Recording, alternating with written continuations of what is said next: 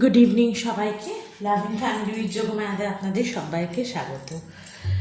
আজ হলো 22শে শ্রাবণ, তাই আজ আমার অফিস ছিল মর্নিং শিফট হয়ে গেছে। আমিও কাজের থেকে উঠে পড়েছি। সকাল থেকে ব্লগ করিনি কারণ সকালবেলা অফিস ছিল আর ছেলের আজকে স্কুল ছুটি ছিল। আর সেরকমভাবে কিছু রান্না করা হয়নি। মাকে বলেছিলাম একটু সেদ্ধ ভাত করতে, মা সেদ্ধ ভাতই রান্না করেছিল। কারণ বিকেলবেলা আমি ভেবেছি একটু লুচি করব, তাই এখন যেহেতু কাজের থেকে উঠে গেছি তাই এখন একটু প্রিপারেশন করে রাখছি। কারণ বিকেলবেলা আবার ছেলে ঘুমোচ্ছে, এখন ছেলে ঘুম থেকে উঠলে তখন আবার ওকে নিয়ে বসতে হবে একটু। আর তাছাড়া একটু বাজারেও বেরোবো, বাজার বলতে কিছু সবজি মাছ এসব না, ওই একটু ফুল মিষ্টি এসব কিনতে যাব। তাই এখন একটু রান্নার দিকটা এগিয়ে রাখছি। বেশি কিছু রান্না করব না, বললাম লুচি করব আর একটু আলুর দম করবো। আলুর দমের আলুটা আমি সেদ্ধ করে নেব আগে, তার জন্য আগে সেদ্ধটা আমি বসিয়ে দিই। নিরামিষই আলুর দম করবো। আমি আলুর দম সাধারণত নিরামিষই করি, আমিষ আলুর দম আমাদের বাড়িতে কেউ খায় না বা পছন্দ করে না, আমারও বিশেষ একটা ভালো লাগে না। তাই কোনো সময় আলুর দম করলে কিন্তু নিরামিষ আলুর দমই আমি করি। এখানে আলুগুলো আগে সেদ্ধ দিয়ে নিই, তারপর আবার কথা বলছি। আলুগুলোকে আগে থেকে আমি খোসা ছাড়িয়ে রেখেছি। এবার এগুলোকে নুন আর সামান্য একটু হলুদ দিয়ে সেদ্ধ বসিয়ে দেবো। বেশি না, দুটো মতো সিটি দেবো।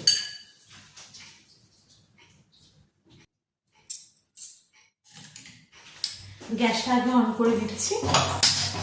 এবার আমি জলটা দিয়ে দিলাম।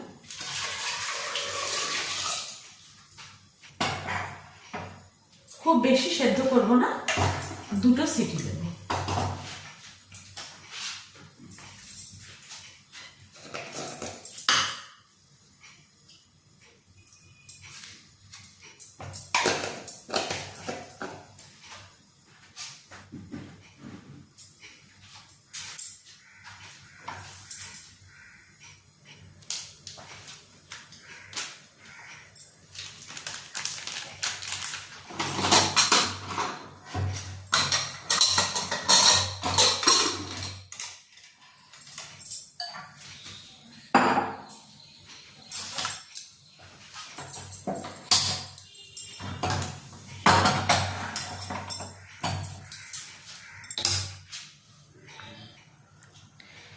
আর অন্যদিকে আমি কি করব, দুধটাকে জাল দিয়ে নেব, কারণ দুধটা ঘন হতে তো সময় লাগবে। তাই দুধটাকে আগে আমি জাল দিয়ে নেব, তাহলে একসাথে আমার দুটো কাজ করা হয়ে যাবে।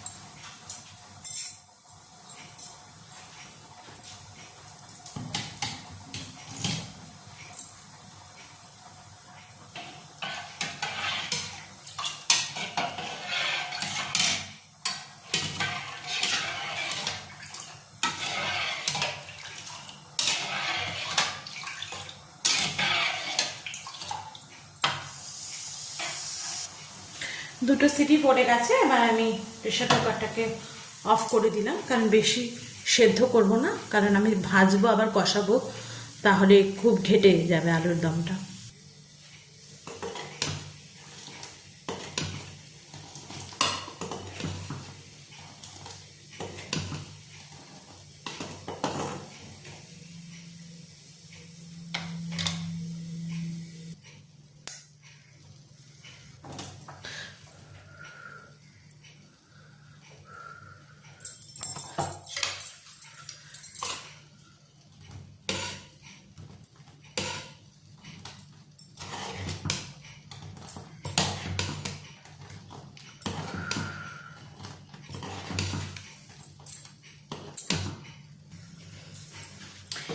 দুধটা একবার উতলে গেছে, এবার আরও 10-12 মিনিট আমি এটাকে আর একটু শুকিয়ে নেব, তাতে দুধটা ঘন হয়ে যাবে, পায়েসটা তাহলে খেতে ভালো হবে। আরও 10-15 মিনিট আমি মিডিয়াম ফ্লেমে দিয়ে দুধটাকে আর একটু ঘন করে নেব।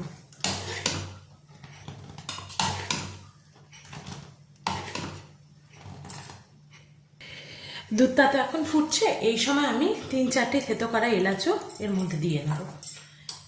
এবার এলাচটা দিয়েই আমি দুধটা ফুটিয়ে নেব, তাতে দুধের মধ্যে একটা সুন্দর গন্ধ থাকবে, যেটা যখন পায়েসটা হবে তখন খেতে ভালো লাগবে।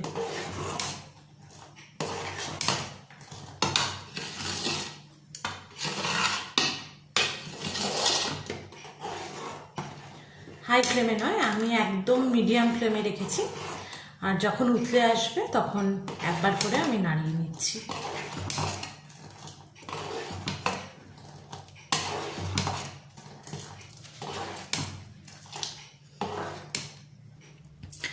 দুধটা যতক্ষণ আমার ঘন হচ্ছে, আমি আলুর দমের জন্য এখানে একটা মশলা বানাবো, তাই এখানে টমেটো, আদা, কাঁচা লঙ্কা, গোটা জিরে, গোটা ধনে আর 3টে এলাচ, 2টো লবঙ্গ ভিজিয়ে রেখে দিয়েছি। এটা আমি পরে যখন বানাবো আলুর দমটা তখন পেস্ট করে নেব। এবার আমি দেখবো আমাদের আলুটা কতটা সেদ্ধ হয়েছে।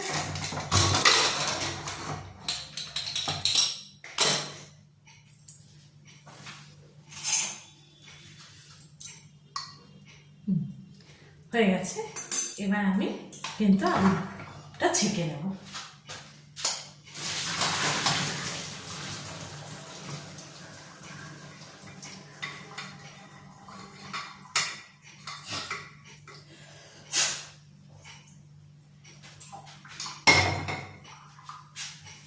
এভাবেই আলুটা রেখে দেবো যাতে এক্সেস জলটা ঝরে যায়। দুধটা আমাদের ঘন হয়ে গেছে, আর আমি ঘন করব না। এবার আমি দুধটা বন্ধ করে দিলাম, বন্ধ করে এটাকে পাশের গ্যাসে ট্রান্সফার করে দেব, আর ঢাকা দিয়ে রেখে দেব। আর অন্যদিকে আমার আলুগুলো জল ঝরে গেছে, এবার আলুগুলোকে আমি হাফ করে কেটে রেখেছি। এবার এগুলোকে আমি লাল করে ভেজে নিয়ে তারপর কিন্তু আলুর দমটা বসিয়ে দেবো। গ্যাসটা আমি অন করে নিচ্ছি। কড়াইটা গরম হয়ে গেলে আমি পরিমাণ মতন তেল দিয়ে নেব, আর অন্যদিকে আমি যে মশলাটা তোমাদের দেখালাম সে মশলাটা এবার বেটে নেব।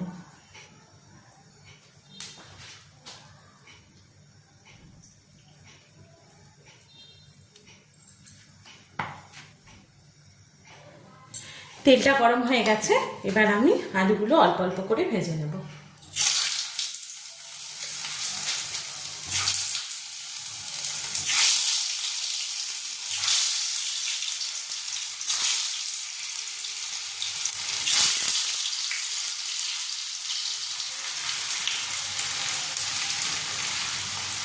এখনই নাড়াবো না, একটা দিক হয়ে যাওয়ার পর কিন্তু নাড়াবো। এখন যদি নাড়াতে যাই তাহলে কিন্তু ভেঙে যাবে। লো ফ্লেমে রেখে আমি ভাজবো, তারপর ফ্লেমটা হাই করবো।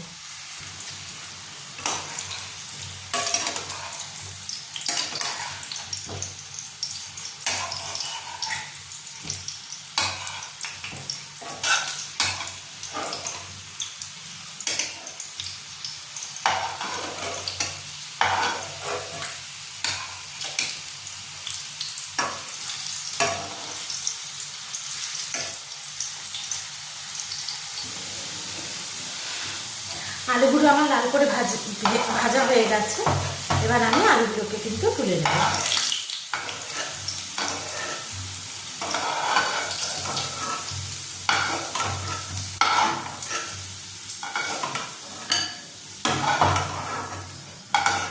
এবার আমি তেলটার মধ্যে গোটা জিরে ফোড়ন দিয়ে নেব, তারপর বাটা মশলাটা দিয়ে দেবো।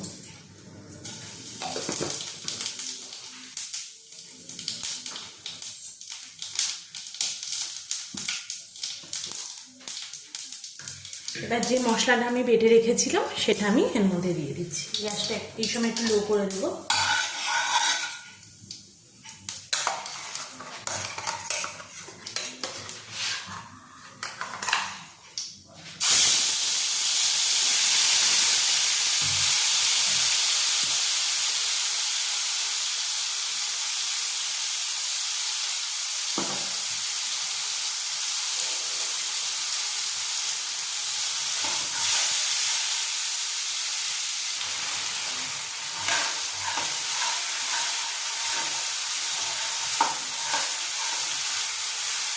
ভালো করে মিশিয়ে নিলাম। এবার এর মধ্যে আমি নুন, হলুদ, চিনিটা পরিমাণ মতো দিয়ে দেবো।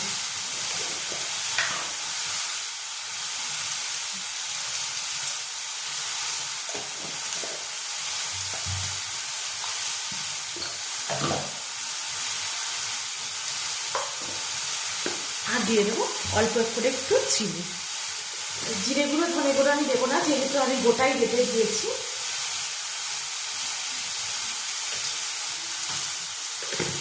এবার মশলাটাকে ভালো করে কষিয়ে নেব যতক্ষণ না কাঁচা গন্ধটা চলে যাচ্ছে। এবার আমি এর মধ্যে একটু লঙ্কার গুঁড়ো দিয়ে দেবো। কাঁচা লঙ্কাও দিয়েছি, অল্প করে একটু লঙ্কার গুঁড়োও দিয়ে দিচ্ছি একটু কালারের জন্য।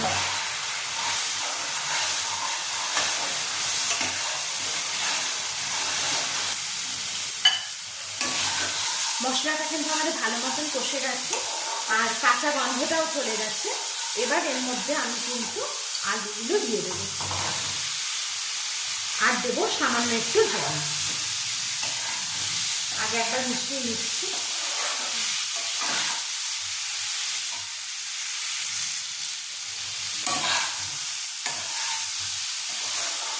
এবার এর মধ্যে আমি একটু সামান্য জল দিয়ে দিলাম।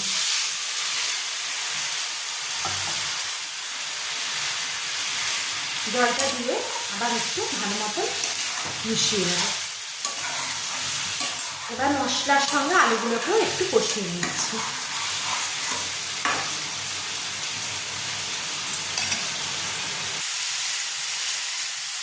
দেখো আলুর সঙ্গে মশলাটাকে আমি একদম কষিয়ে নিয়েছি। এবার আমি গ্যাসের ফ্লেমটাকে কিন্তু অফ করে দিচ্ছি, কারণ আমি টক দইটা অ্যাড করবো। এবার আমি এর মধ্যে টক দইটা অ্যাড করে দিচ্ছি, যেটা আমি মিক্সিতে আগে থেকেই একটু বিট করে রেখেছি। এবার আমি ভালো মতন টক দইটা একবার মিশিয়ে নিয়ে তারপর কিন্তু গ্যাসটাকে অন করে দেবো আবার।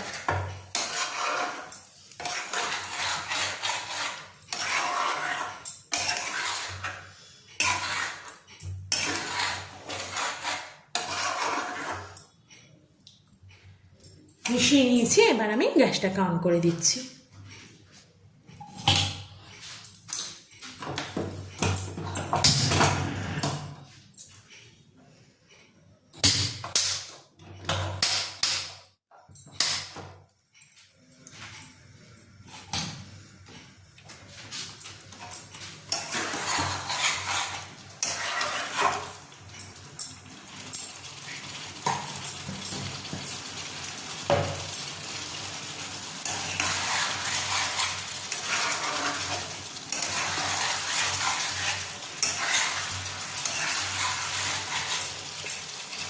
তোমরা চাইলে কিন্তু এর মধ্যে কাজু বাদাম, চারমগজ বাটাও দিতে পারো, কিন্তু আমি আজকে আর দিচ্ছি না। অনেক সময় দিয়েই করি, কিন্তু আজকে আর দিচ্ছি না।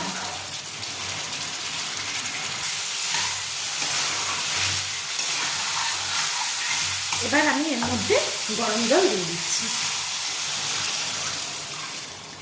যতটা গ্রেভি তোমরা খাবে সেই বুঝে জলটা দেবে।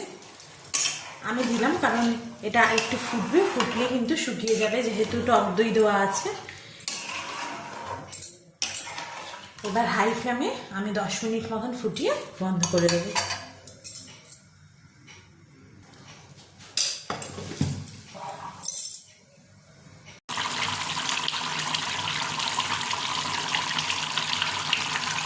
দেখো 7-8 মিনিট ফুটে গেছে।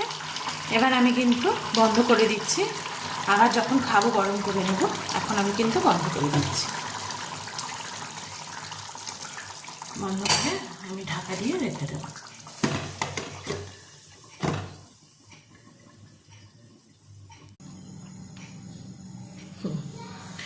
দুধটা রাখা আমাদের ফুটে শুকিয়ে আমি রেখে গেছিলাম। এবার আমি এখানে যে চালটা নিয়েছি গোবিন্দভোগ চাল, এটাকে আমি ভিজিয়ে রেখেছিলাম কিছুক্ষণ, তারপর ভালো করে জলটা ছেঁকে নিয়েছি। এবার এই গোবিন্দভোগ চালটার মধ্যে আমি একটু ঘি মাখিয়ে নেব। দুধটা যতক্ষণে গরম হচ্ছে আমি ততক্ষণ এই গোবিন্দভোগ চালটার মধ্যে একটু ঘি মাখিয়ে নিচ্ছি। তাতে কি হয়, যখন দুধের মধ্যে চালটা দেব দলা পাকিয়ে যাবে না। একটু বেশি করে ঘি নিয়ে আমি মাখিয়ে নেব।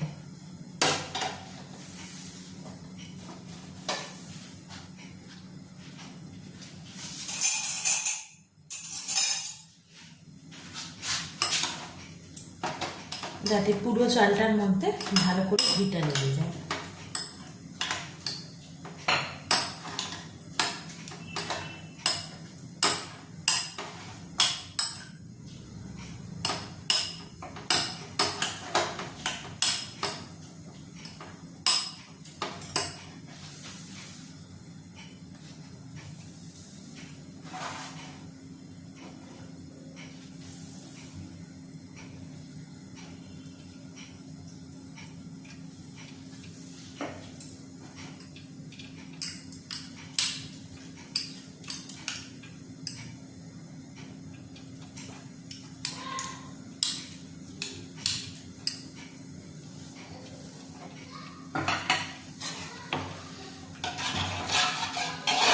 এবার কিন্তু আমি এই চালটা দুধের মধ্যে আস্তে আস্তে দিয়ে দেবো, তারপর ভালো করে একবার নাড়িয়ে দেবো।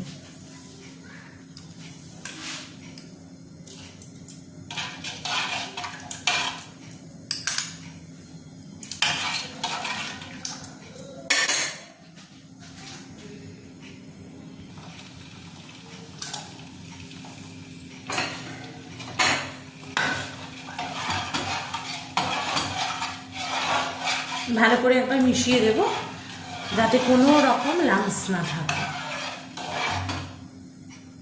এবার এটাকে আমি মিডিয়াম ফ্লেমে ফুটতে দেবো যতক্ষণ না চালটা সিদ্ধ হয়ে যাচ্ছে।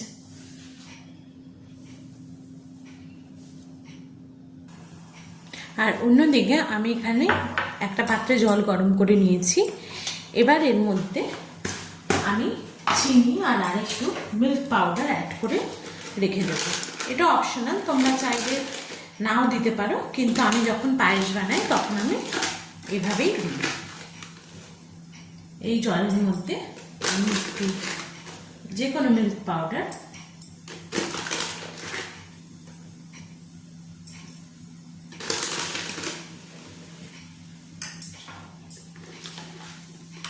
আর তার সঙ্গে দিয়ে দেবো আমি একটু চিনি।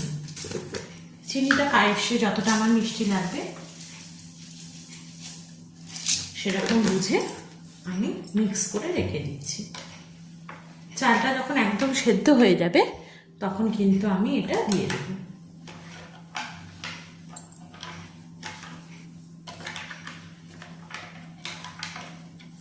মিল্ক পাউডারটা দেওয়ার ফলে কি একটা ভালো খুব সুন্দর টেস্টও আসে, আর পায়েসটাকে একটু ঘন করতেও কিন্তু এটা সাহায্য করবে।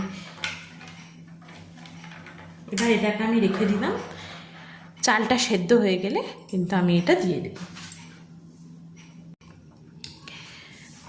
দেখো আমাদের চালটা একদম সেদ্ধ হয়ে গেছে। এবার কিন্তু আমি এর মধ্যে যে দুধ আর চিনিটা আমি একসাথে মিশিয়ে রেখেছিলাম সেইটা এবার দিয়ে দেব।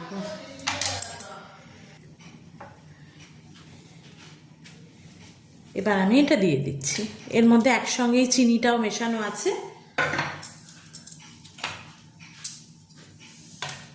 এবার আরো একবার ভালো করে আমি মিশিয়ে নেব।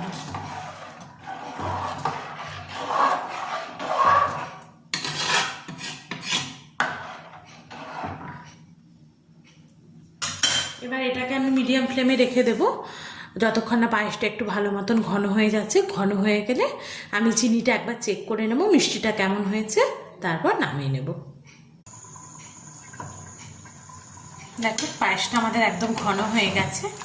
এবার কিন্তু আমি এটা নামিয়ে নেব। এর থেকে বেশি ঘন করব না, কারণ এটা ঠান্ডা হয়ে গেলে কিন্তু শুকিয়ে যাবে। এবার আমি গ্যাসটা অফ করে দিচ্ছি। দোতলার চলে এসেছি। এই যে রবীন্দ্রনাথ সাজানো হয়েছে, এখানে একটা ফটো আছে আর এখানে একটা মাটির মূর্তি, পোড়া মাটির মূর্তি। এটা শান্তিনিকেতন থেকে নেওয়া। দুটো রবীন্দ্রনাথের, এটা আমার মাসি দিয়েছিল আর এটা আমরা অনেক বছর আগেই কিনেছিলাম। এই দুটোকে আজকে একটু সাজানো হয়েছে।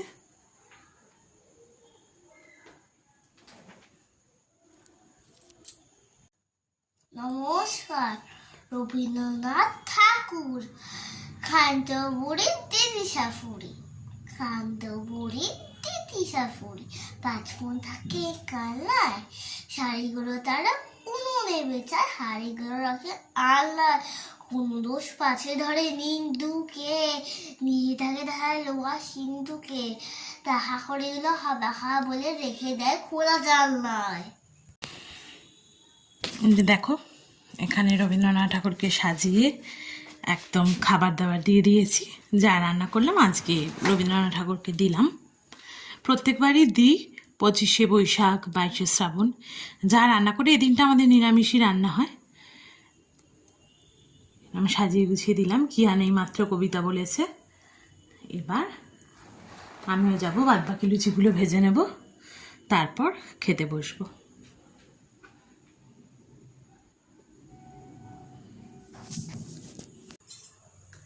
এই যে সাজিয়ে নেওয়া হয়ে গেছে, দেখো। এবার আমি বাদ বাকি রান্নাগুলো করে আসি। রান্না বলতে লুচিটাই ভাজবো, গরম গরম যেহেতু খাবো। এবার ভেজে আমরাও সবাই খেতে বসে পড়বো, রাত হয়ে গেছে। চলো আবার তোমাদের সঙ্গে পরে দেখা করছি। রাতের খাওয়া দাওয়া তো হয়ে গেল, তোমাদের আগেই বললাম। এবার কালকে আমাদের মাটন রান্না হবে, সে কারণে মাটনটা আমি ম্যারিনেশন করে রাখছি।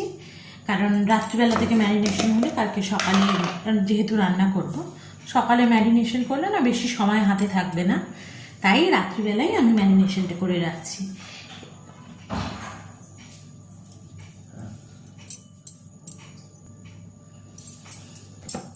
আগে গুঁড়ো মশলাগুলো দিয়ে নেবো, তারপর আমি বাটা মশলাটা দিচ্ছি। পরিমাণ মতো নুন দিয়ে দিলাম, হলুদ, ধনে গুঁড়ো আর সামান্য জিরে গুঁড়ো। জিরে গুঁড়োটা অল্প দেব, আর ধনে গুঁড়োটা জিরে গুঁড়োর থেকে একটু বেশি দিলাম। আর দেবো লঙ্কার গুঁড়ো।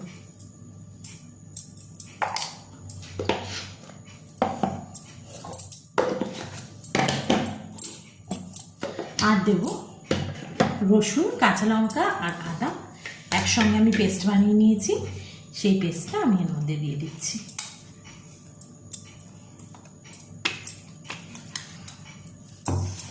আর দিয়ে দেবো সর্ষের তেল।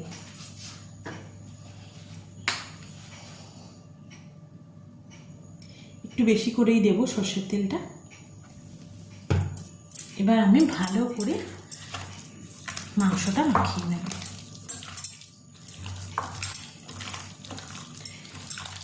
এটা ওভারনাইট ম্যারিনেশন হলে মাংসটার ভেতরে মশলাগুলো ঢুকবে, তাতে মাংসটা টেস্ট হবে আর খেতে। আর খুব কম হাতে সময় থাকলে তখন 8 ঘন্টা বা 1 ঘন্টা, যার হাতে যেরকম সময় থাকে ম্যারিনেশন করা যায়। কিন্তু যেহেতু আমার মাটনটা আনাই আছে, তাই আমি যখনই রান্না করি আগের দিনই এনে রাখি, আর ম্যারিনেশনটাও আগের দিন করে রাখি। এবার আমি চর্বিগুলোকেও এর মধ্যে দিয়ে দেব।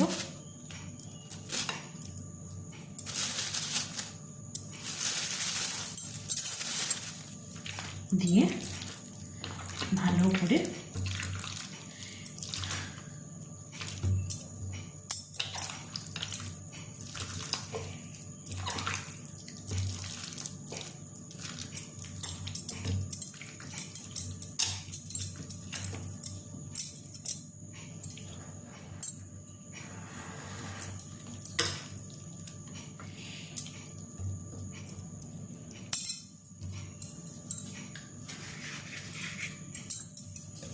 এবার এটাকে আমি ঢাকা দিয়ে ওভারনাইট রেখে দেব।